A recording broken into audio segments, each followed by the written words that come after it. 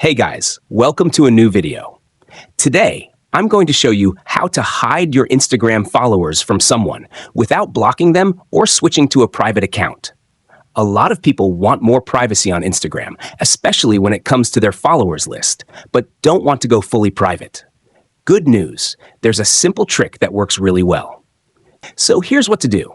Start by opening the Instagram app and tapping your profile icon in the bottom right corner. Once you're on your profile, tap Followers to open the list of people who follow you.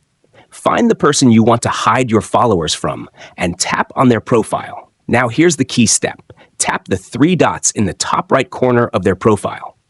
From the menu that appears, choose Restrict. What Restrict does is limit what that person can see, like your online status and whether you've read their DMs. That's it. Super easy, right? If you found this helpful, be sure to like the video.